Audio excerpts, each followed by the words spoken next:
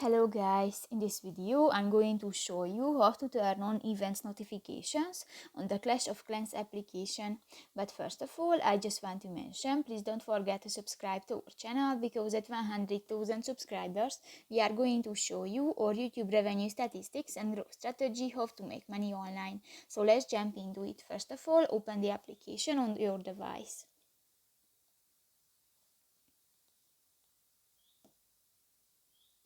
This will take a few minutes when the application is uploading.